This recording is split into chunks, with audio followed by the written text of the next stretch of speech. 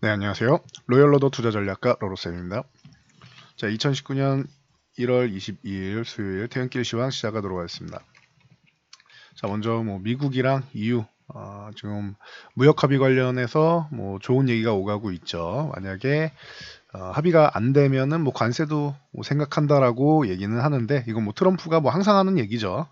지금 현재 좋은 얘기가 오가고 있다. 중국에서 지금 우한폐렴 쪽으로 좀 미국에서도 환자가 발생했다고 합니다. 그래서 폐렴 관련주들이 한번 이렇게 딱 죽을 타이밍이었는데 여기서 또 추가적인 이제 이슈가 나왔죠. 그래서 오늘까지 좋은 모습 보였고, 자, 현대차가 깜짝 실적을 발표했습니다. 그래서 이 부분까지 해서 확인해 보도록 하겠습니다.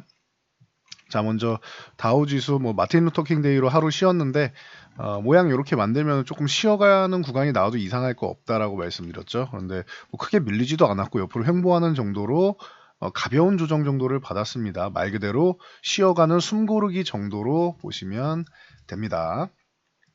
자, 나스닥 같은 경우도 마찬가지입니다. 나스닥은 쉬어도 강하죠. 나스닥은 약보합권으로 해서 하락한 게 거의 없다시피 합니다. 그래서 항상 말씀드리지만 지금 전 세계에서 가장 튼튼하고 단단하게 올라가는 증시가 아니겠느냐.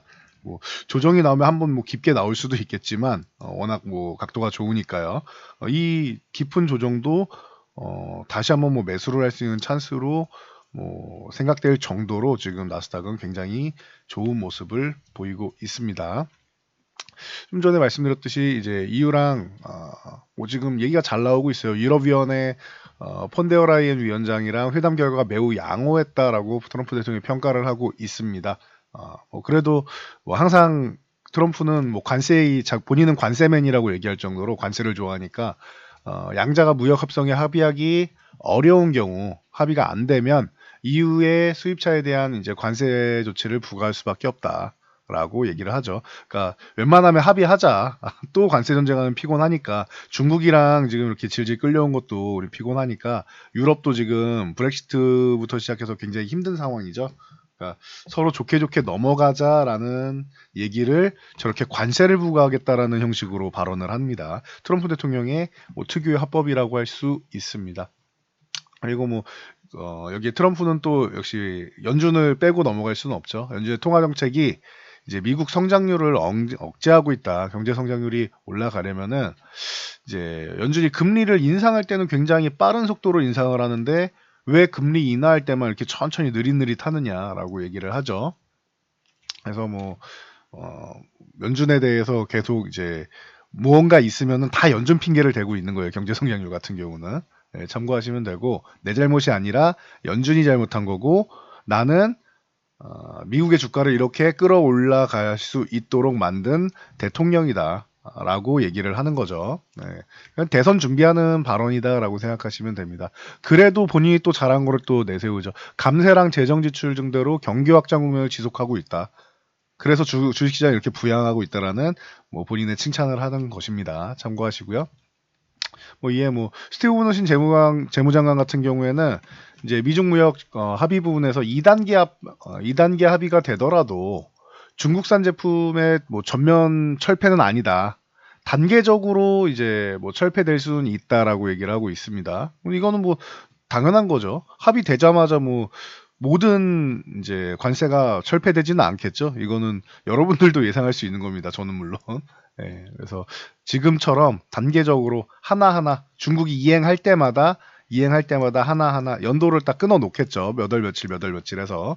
그래서 끊어서 이제 천천히 단계적으로 관세가 철폐되고 중간에 중국이 이행하지 않으면은 관세가 다시 올라가겠죠. 간단한 이치입니다.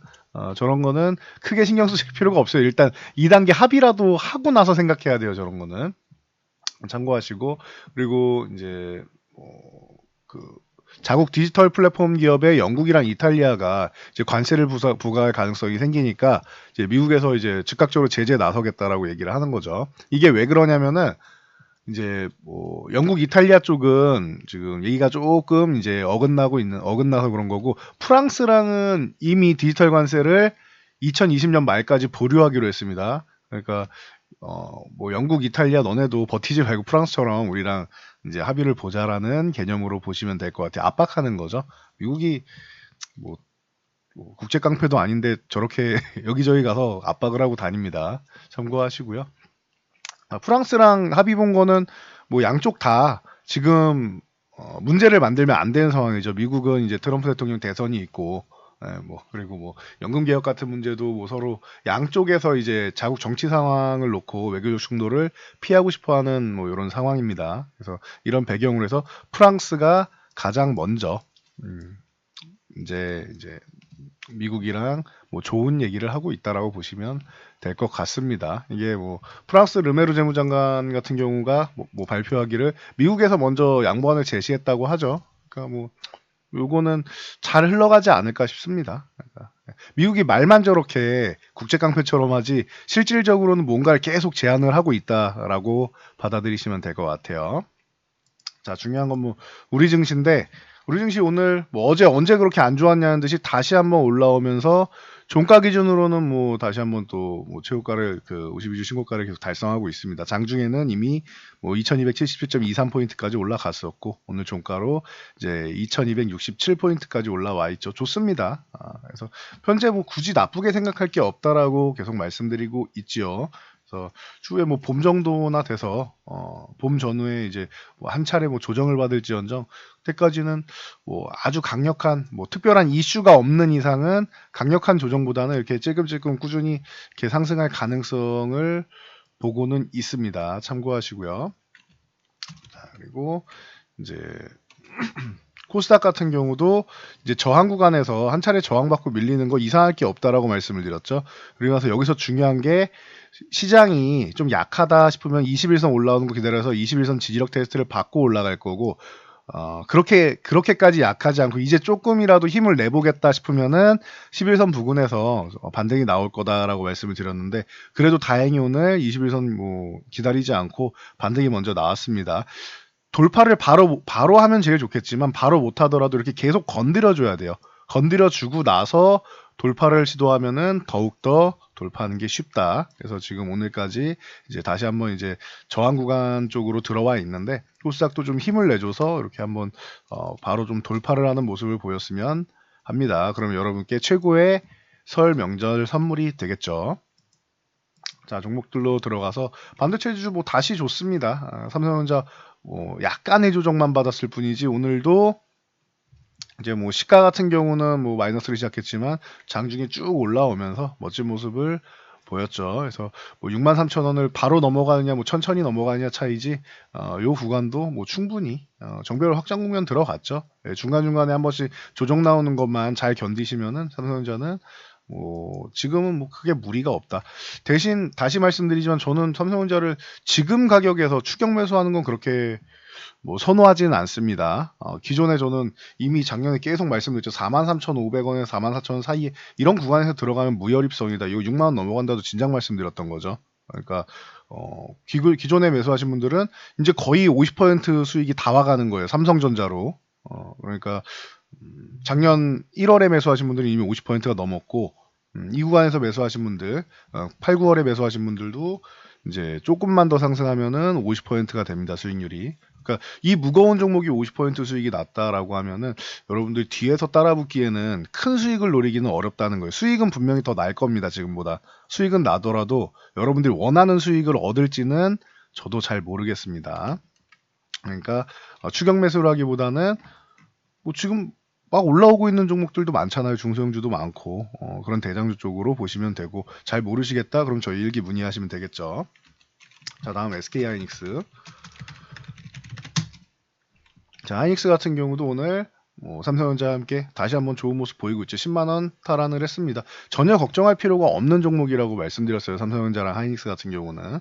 그래서 뭐 이쪽으로 해서 저희는 뭐 DBIT나 하이닉스가 뭐 급등하면서 비중을 좀 축소하겠다라고 미리 말씀을 드렸죠. 그래도 언제든지 다시 사야 되는 종목이고 조정이 나온다라면 언제든지 다시 사야 되는 종목이고 비중을 축소한 이유는 저희가 IT가 비중이 너무 높아서 그렇습니다. 여러분들하고 비교 안 될 정도로 저희는 대부분의 포트가 IT로 쏠려 있었기 때문에 비중을 축소한 것 뿐입니다. 그러니까 뭐 기존에 보유하고 계신 분들이라면은 여기가 끝이 아니라는 것만 알고 계세요. 여기는 10만원으로 단위가 변경되면서 약간의 진통이 있는 구간이다 라고 보시면 됩니다. 여기 끝이 아니다.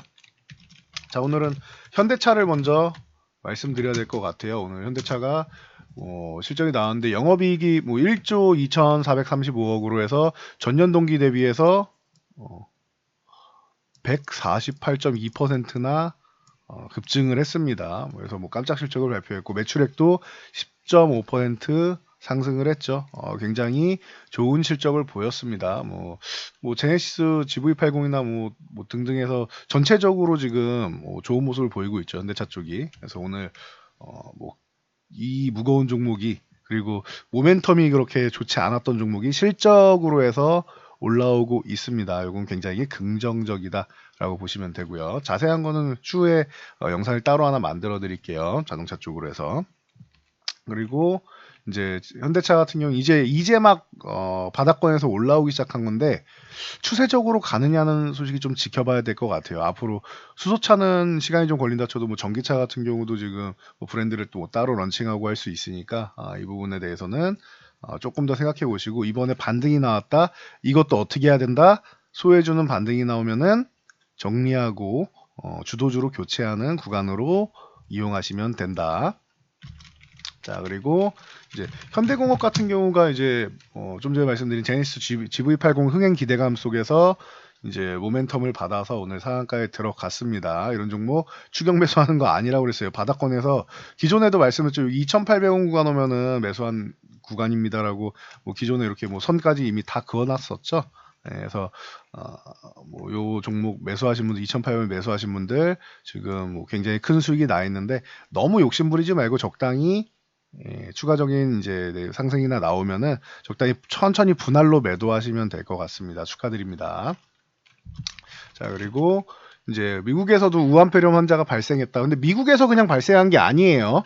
여러분들 이거 정확하게 아셔야 되는 게 오늘 미국에서 시애틀 인근 주민인데 이 사람이 왜 폐렴이 걸렸느냐, 미국에 가만히 있는데 걸렸냐 이게 아니고요. 이 사람이 중국을 다녀왔다고 합니다. 그러니까 중국에 가지를 않아야 돼요. 지금은 중국 여행을 하면 안 된다. 이 개념만 알고 계시면 되고. 그래서 금일까지 중국 국가위생건강위원회에서 발표한 우한폐렴 확진자가 벌써 440명이라고 합니다.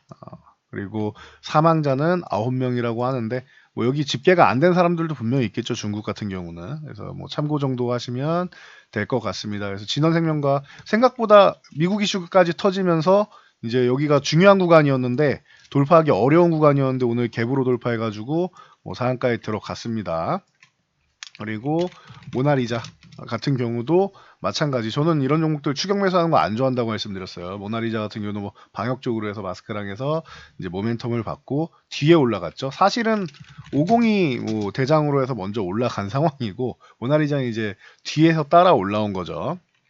깨끗한 나라는 다른 관련주들이 굉장히 많이 엮이고 있습니다 지금. 그리고 서린바이오 같은 경우도 좀 전에 이제 삼성바이오로직스 편 올려드렸는데 그쪽 참고하시면 돼요. 관련주로 해가지고 오늘 상한가에 들어갔는데 이쪽은 정치 테마로도 엮이고 폐렴 쪽으로도 엮이고 바이오시밀러도 엮이고 여기저기 많이 엮여 있습니다. 그러니까 적당히 A 이슈, B 이슈, C 이슈가 이렇게 많은 이슈가 있다라고 하면은 A 쪽에서 모멘텀이 사라지면은 하락하고 B 쪽에서 모멘텀이 사라지면 또 하락하고 이렇게 긍정적일 때는 셋 다 상승 모멘텀이 되지만 요 모멘텀이 꺾이게 되면은 셋 다 하락의 이유가 될 수 있다라는 거 참고하시면 될 것 같습니다.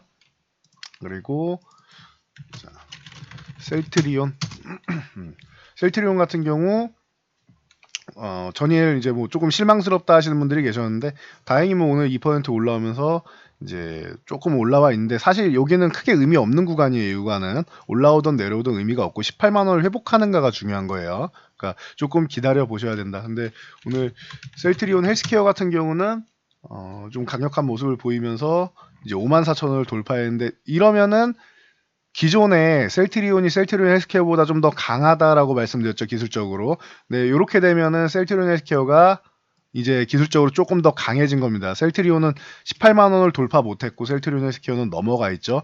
그러면은 기존에 말씀드릴 때 셀트리온이 헬스케어보다 좀 더 안정적입니다. 기술적 레벨이 높습니다라고 했는데 지금은 바뀐 거예요. 그러면은 헬스케어가 지금은 기술적 레벨이 더 높아졌고 오늘 기준으로 높아졌고 그래서 이제 셀트리온이 조금 더 불안한 종목이 됐다라고 보시면 됩니다. 그래서 참고하시면 될 것 같고요. 뭐 셀트리온 제약은 당연히 셋 중에서 가장 테마성이 짙은 종목이고 자, HLB 같은 경우도 마찬가지. 여기 의미 없는 구간이라고 말씀드렸죠. 10만원 내려가면은 또 이렇게 반등 조금씩 나오잖아요. 뭐 강력한 반등은 아니어도 10만원 부근 가니까 또 이제 뭐 2%대 올라오면서 지금 뭐 10만원 5천원 부근까지 올라와 있는데 여기는 뭐 크게 의미 두지 마세요. 예, 의미 두지 마시고 오늘 솔브레인 같은 경우가 이슈가 있었죠.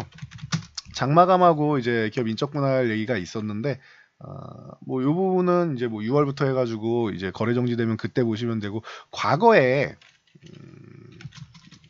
이제 뭐 AP 시스템이라던가 이녹스라던가 뭐 K시텍이라던가 등등 이런 종목들 지주사 전환하면서 이제 인적 분할할 때 잘 생각해 보시면은 거래 정지일이 있으면은 거래 정지일 전까지 갑작스럽게 이렇게 슈팅이 나온 다음에 거래 정지 이후에 그다음 시들시들해지는 경우가 많았어요. 이번에도 이렇게 흘러갈진 모르겠지만 뭐 가능성이 없지는 않다고 봅니다. 그래도 솔브레인 같은 경우는 뭐 기존에도 워낙 좋은 종목이라고 말씀드렸고 저희 뭐 주력 종목 중 하나이기 때문에 이미 수익도 많이 나 있는 상황이고 뭐 당분간은 이제 눈치를 보면서 대응을 하면 될 것 같습니다. 추후에 솔브레인 같은 경우도 이제 방금 말씀드린 이제 인적 분할한 기업들이랑 비교하면서 영상 하나 만들어 드릴 테니까 기다리시면 될 것 같습니다.